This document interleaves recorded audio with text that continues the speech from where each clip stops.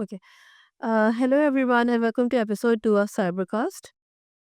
Today, we're having a super insightful discussion on a really good topic that I think is very important for all the SaaS and the tech companies about community building. We are Mariam and Ariba, your host for today, and our guest today is Alina. Huh. She's a colleaguist. Hi, Alina. How are you doing today? I'm great. As we just discussed, a little bit melting, but at least it's not as hot as it at your place, guys. Okay. So, Alina, would you like to introduce yourself to our viewers? Sure. So my name is Alina Moskalova. I'm based in Ukraine.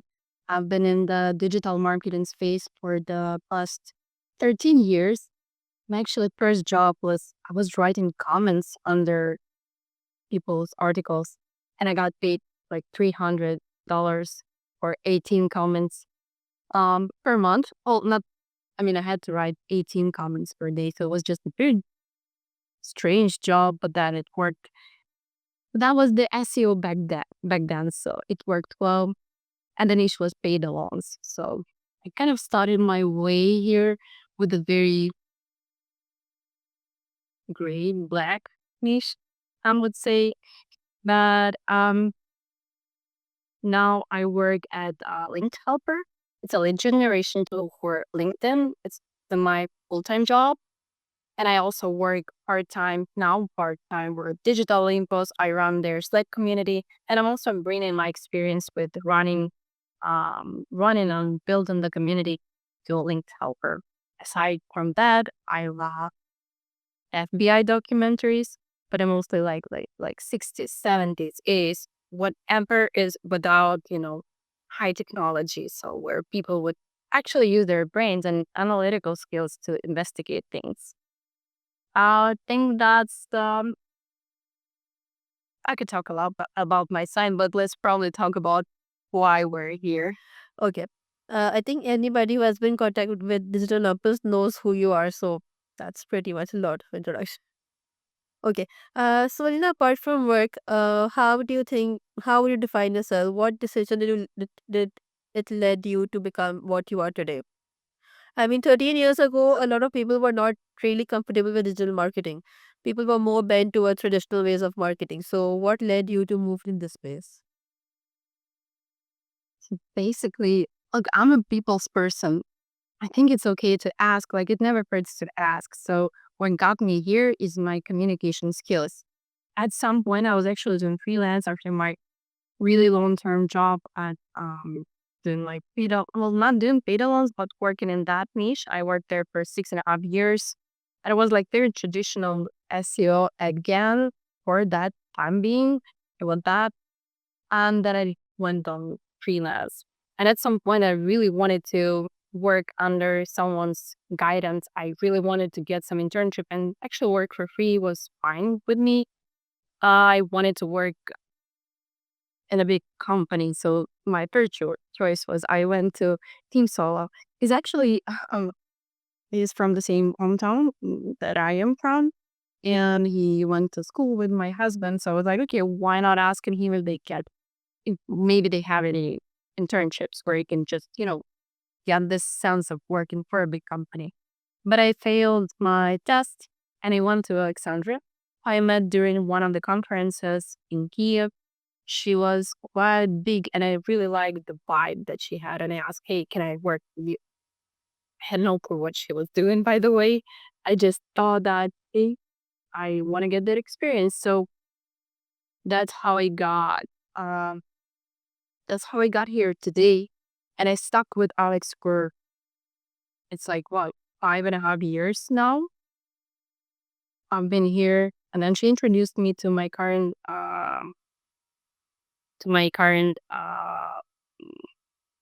employer. So, you know, the communication skills led me here. And that's how I got to run the community because at some point there was another person running it. But when we needed a change, they obviously saw that, hey, I'm exchanging the most messages with members. So, and they kind of, I don't want to say love me, but many people like me, like the way I communicate. So that's what will help me here. Communication. Yeah, Yes, I please. think the biggest, like, the biggest trait that a person should have community building is communication skills.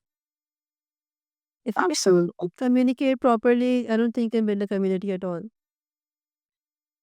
But I think you have to have the vibe and you have to have the personality because you cannot fake your way into this. I Exactly. mean, just communication and having, like being polite and everything like that. No, for me, it's very important to be me during those communications. Like faking your way out. No, I don't think you have to have this something in you to succeed there. Okay. Okay, fun question. If there were no job titles allowed and just had to explain what you do, how would you say no technical terms, no job titles? I'm talking to people. Honestly, like before, my husband thought I was doing copy paste and all the time. Like he saw me doing some copying and pasting. He's like, "You're copy pasting job." Okay, it's not, but that's how people president SEO worked back then. And now, if I can describe, so I'm talking to people. That's what I do every day. Okay. So, moving on to the actual questions. First, let's talk a little bit about the community that you have built. So, the Slack community that you have for SEO is actually a super successful community. I see people posting there all the time, getting collabs and everything. So, what drove you to build this community? How did you figure out the gap in the market for it? I'll start with the second question because we didn't. The need was not in the market gap; it was the internal thing. Uh, So Digital Olympus, historically, it was a link building agency. And we were really, really good. The entire company was really good with building new partnerships. I recently checked and our CRM counts, I think, close to 17 or no, actually it's 1,800 unique partnerships. All are different companies. So whenever there is a company, the same company, the CRM one will not allow you to create another partnership. So So those are unique. And we were good at scaling this, but we had, we still have it. We have, we have like monthly reporting on different teams, report on different things. And we realized, okay, so while we onboard, let's say 10 partners, a, a month, each person, let's say, we're also losing a lot. We're good with keeping them. We're not good at Retaining. Sorry, yeah, at the other bikers. We were good with scaling, but we're not good at bookkeeping. And we wanted to create something where we could have, okay, we're not collaborating with you right now, but hey, meet our other partners, collaborate with them. And first, they remember about us because they're in our community. We're also posting there, our CEO in there, and she's also popular on LinkedIn, she's sharing a lot of information. But at the same time, we're like one message away from them. So it was the need for us. We wanted to keep our partners inside. So that's how we came up with this. And then as the community evolved, we realized, okay, we don't want to have and be associated with spam because we never did. We would just continue to follow our internal rules. We would apply our logic to the community. So we're not collaborating with freelancers, very little agencies. Like I can count like 5 agencies top where we would, with whom we would collaborate or still would become really good with them. So we're just everything that you see in the community follows the same company logic that we have. Okay. Those are the internal rules as well. Okay. So I have seen your community grow, and I've seen, like, recently there have been a lot of new members in the community. So, how do you manage? How do you create discipline across the members? How do you ensure there's no spam? So I have very loyal people who can just come to me and say, "Hey, we noticed this person. They're using like their transactional speech, or they're not saying hello, or they're trying to pitch something, or they're very demanding, like following up every single day. That is how usually I know. Sometimes I talk to me and I say, hey, that's not how we communicate here. They don't say hello. And for me, that's a huge red flag. When you meet someone on the street, first thing you do, you say hello. And when I say hi, um, I don't know, hi Mario, would you be up to collaborate with me? How are you doing today? And the person replies, yes. For me, it's like, okay. And some people would say, yeah, I don't want to waste time. And for me, okay, that means those are, like short term things. So how do I manage this? Not really well, I would say, because each time I get upset, I'm like, come on. But that mostly has to do with the persona that we're important. And that's as long as I continue onboarding people, those people, I'm gonna bump into the same problem. So that problem could be fixed easily from one hand, but then those are the people that create engagement. So you kind of need to have some kind of a balance there. Some people can be educated, others cannot be. In that case, I give a warning. Does this a couple of times in a row, I'll just deactivate the person. Okay. I think with the community, it's pretty much impossible to mark out all the spam. There are still going to be people who are going to be spamming, who are going to be asking for stuff like that. So what you said about balance is, I think, really important. So yes, like I always say, hey, when someone joins and I see like they're a really good company and they introduce themselves, like the guy from Yoast or Skyscatter, those are really huge company. And some people just like see this person, they just introduce themselves without a hint of being there for certain things like collaborations.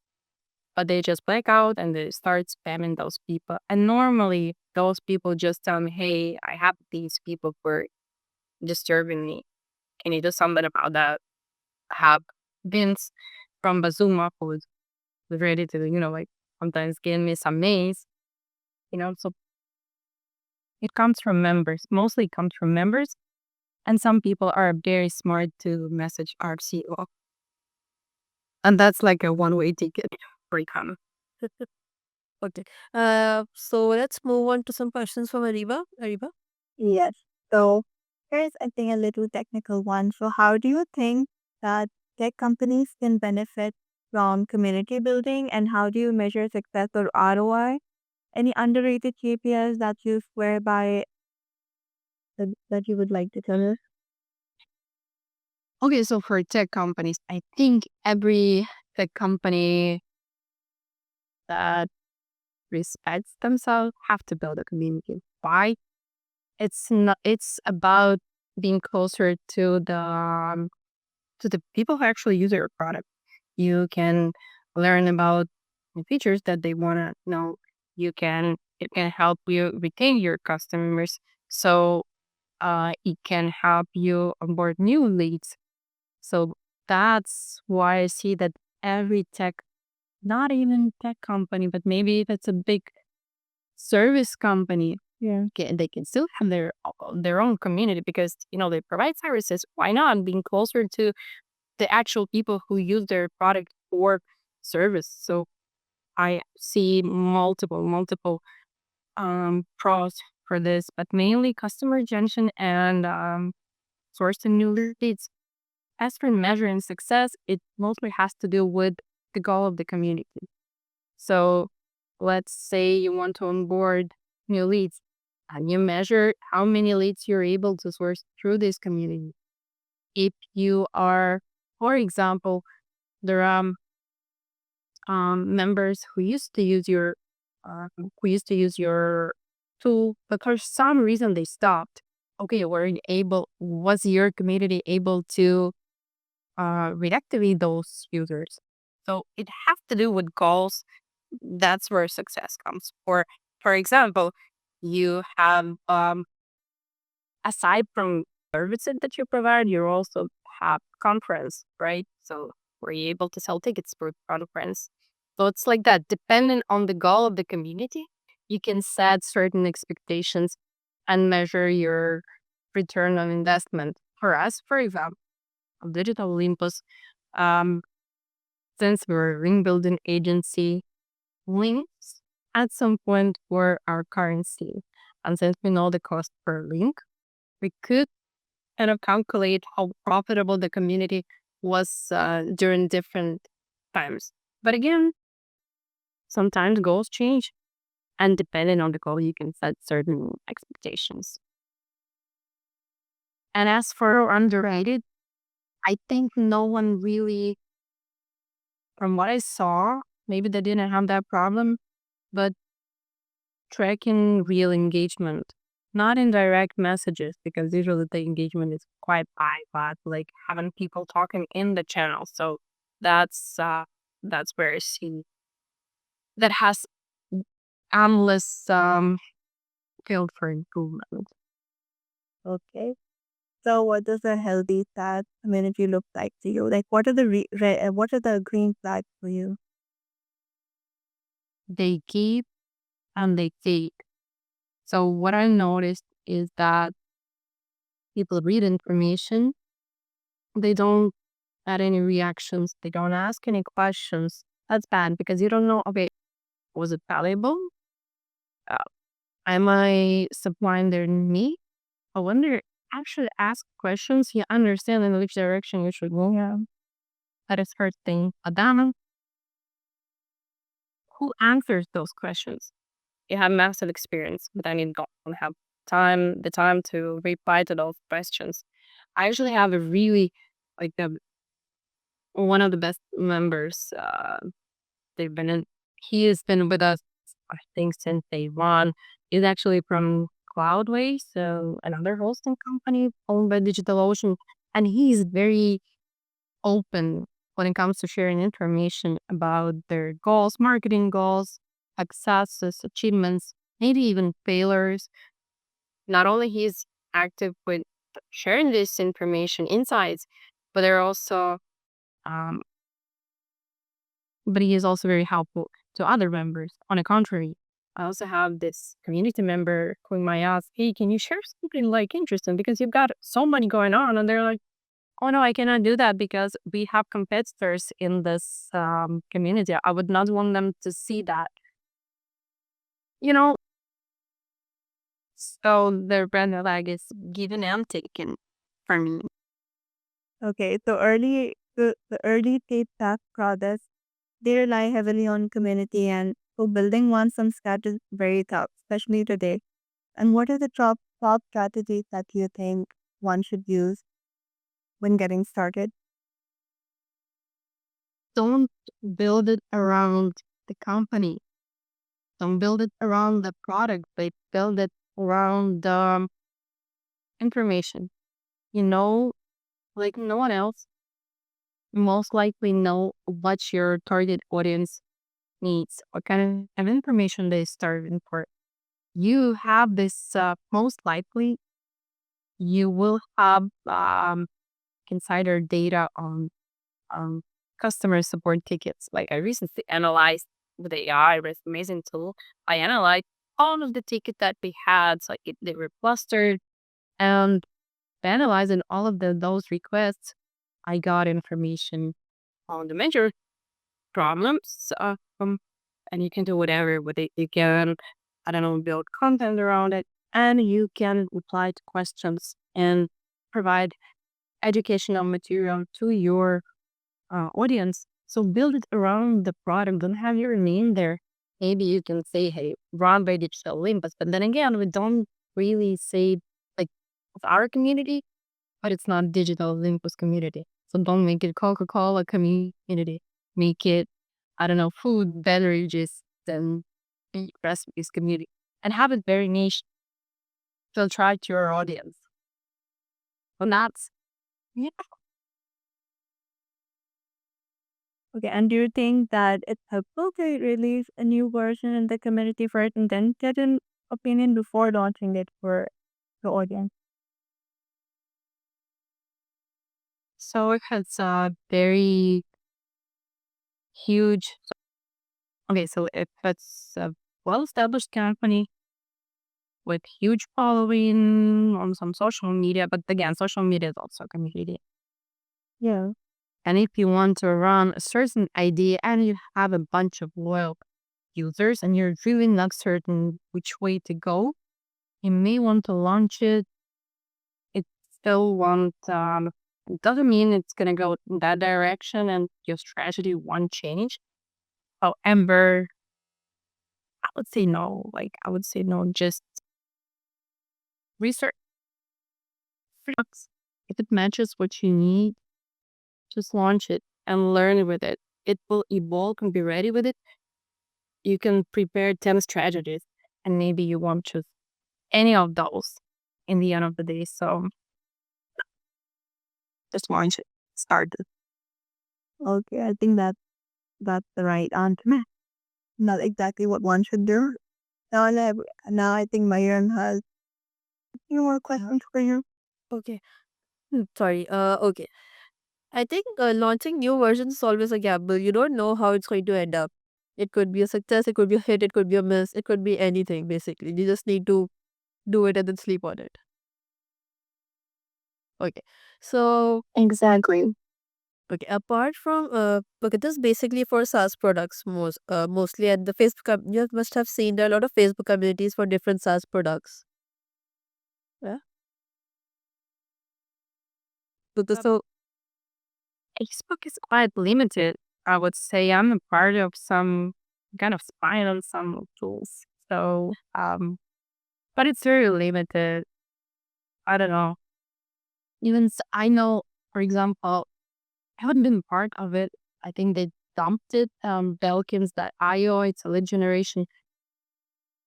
I think they're still an agency, but they work majorly with SaaS and they run it on Slack.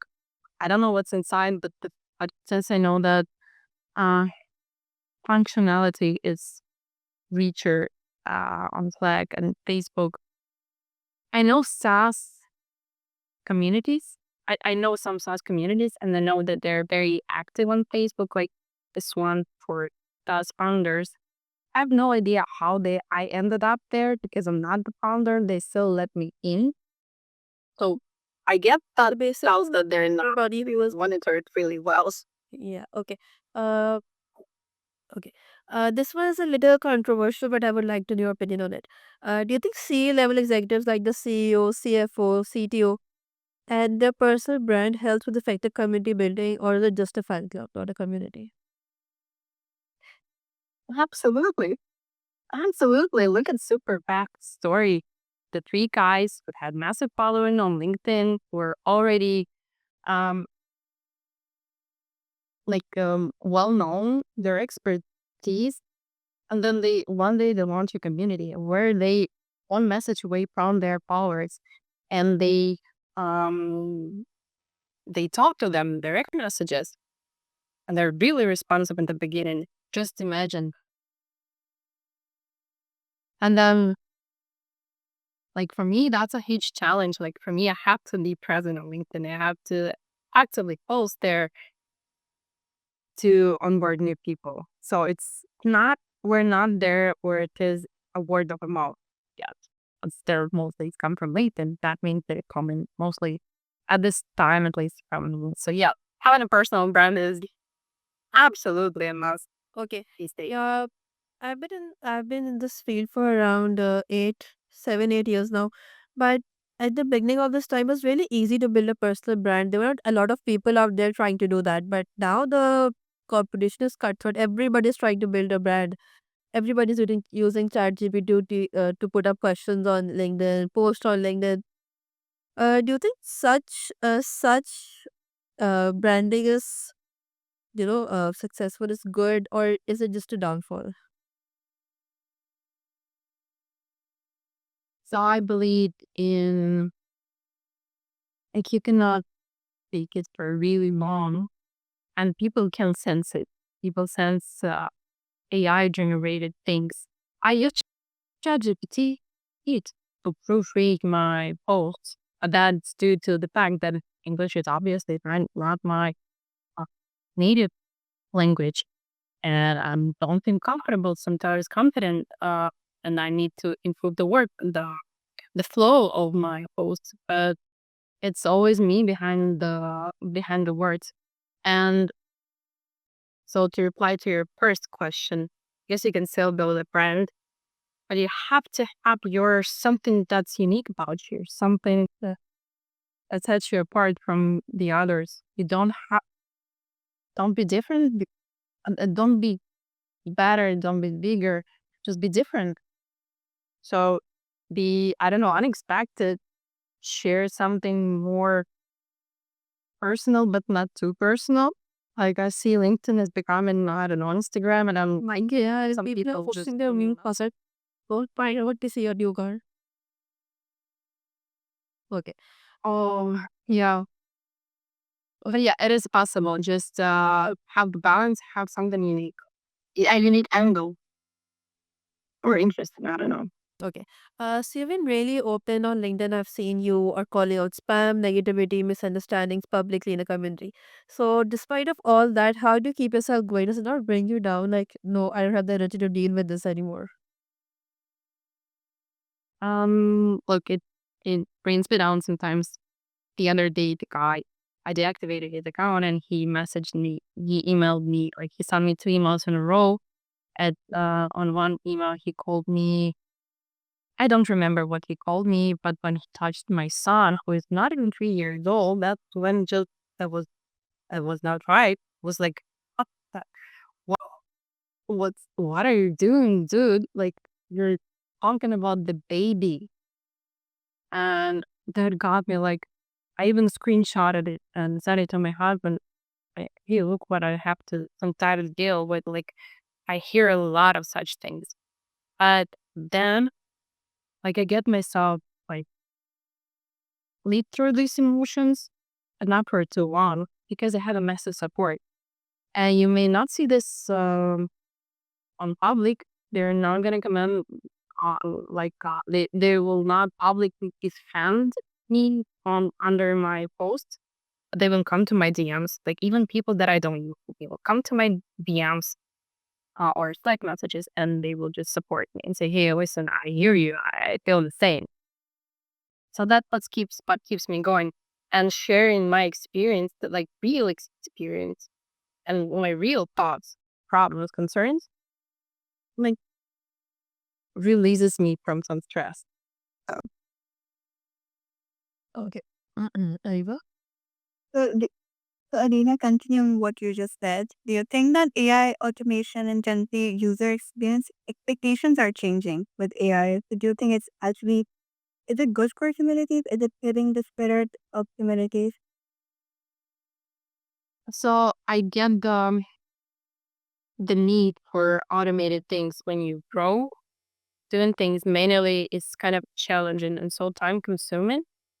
But then I am a part of this community. Whenever someone joins, there's an automated message with the LinkedIn URL, their name, and their job title and the company they're from, and it feels emotionless. Instead, I would rather, if you don't have the time, I would rather have someone hire someone for that specific role and have them do this once a week or once a month. I don't know, and say, hey, these people join our community, say hi to them. And then you see emojis, you see people commenting in the thread saying, hey, welcome here. Oh, I know you, George, from the other, I don't know, planet. And it feels real, it feels live. This feels emotionless. I get the need of that, kills the vibe of the community. As for Gen Z, I mostly talk and have millennials. Like we do have Gen Zs, and I know that they are hungry for information. They're hungry for picking up the experience, and they're very open people. They're very helpful people. I love that about them, at least for the community. So AI could heal because people need people, you know, and they are here in the community to talk to people. I agree. Have you seen that Facebook post where in a community, like it Facebook posted automatically every week. There will be a long list of people who have joined in. Top it says say hi to our new members. I think that is like the worst post I've seen our community. It's like the most weirdly. Why would anybody put that up? Because it's easier that way. I was thinking about that as well. But at this point, I would rather hire someone who would just grab those messages for me, and I'll post them under my name. Okay. Because people won't say hi to the robot. Yeah, why would I say hi for a robot anyway? So, so do you recall a community encounter that both the negative and a positive that has stayed with you forever? Something recent or old? Well, the reason is this guy, like tied the baby, and it felt really off. Like, I don't know if it's gonna stuck with me. I usually try not to have negative emotions stuck with me, and I try to turn them into something like a learning experience and letting go. But as for something very positive, I have a lady from Cloud Talk, Lana. I don't know her personally. We're from the same country, but we haven't met. I hope yet. And we met in the community. And, it feels like talking to a friend that you have never met. And it's great because we're sharing these audio messages and, her like some life or mostly like work related stuff, updates. And I'm genuinely happy for that person. And recently when she was sharing some new experience, I was like just happy. I was recording her a message, smiling like with all my teeth because I was actually happy for the person I've never met. And that community gives you. Yeah. You actually meet very interesting people from all over the place. Yeah. So what platform for engagement models do you see are emerging effective for communities, especially now that half of 2025 has passed, but the rest of the year in 2026? And what is the shift that people you see that people are building communities, how people are building them? So as for models, and I think it also the shift, they're becoming more niche communities. Maybe I didn't know about them before, but people are actually growing more very narrow communities that are not like if it's affiliate, it's only affiliate. If for us, it's only for in-house marketers, and you won't meet like random freelancers there. It's only like that. If it's SaaS, that's talking about lead generation. You won't talk about anything else. So I think it's niche communities. I think any platform can be called the community. LinkedIn, people engage there. And, Reddit, Yeah. I mean, surprisingly, it's growing. It's a very dangerous platform for me because, like, I feel okay. What if I get down? Like Slack, I won't take it anywhere with me. Uh, you know, so it depending on the functionality that you need to any platform and develop it. And as for the shift, I think it's just gonna grow. People understand that having a community is a huge asset. And depending on your goals, you can actually do a lot of things Yeah. with your community and maybe eventually even sub community as such, to a bigger company. Again, like Superpad did. They're now a part of SEMrush's assets. So yeah, And then any tech or SaaS companies that you really like that are your favorite? SEMrush now. Have a look at their LinkedIn. They're like not only their LinkedIn, but how on their people are. So whenever there's a mention of SEMrush, they're so open into their comments and they're so cheerful, supportive. I really like the vibe. And also it's SEMrush on LinkedIn. And it's absolutely Women of Tech SEO on Slack. When you get inside, you feel such a massive support there and such a cheerful um, atmosphere. I know it like that on the surface, and it also had maybe still has their portion of challenges. I read some posts from their CEO, and she also confirmed that yes, some people did say some nasty things to her, but the community in general felt really nice. That's all for today, and that's a wrap on this conversation with you, Alina. And thank you so much for tuning in. And if this, and for the audience of this part, ideas or shifted your perspectives, please share it with someone building in SaaS or tech. And there's more conversations like this coming soon. Thank you, Alina, for joining. Thank you for your time. Thanks, Lily. Thank you as you on lighting those things because I do that. Yeah, sitting with you and discussing this was really nice. Thank you. It was great meeting you. Thank you.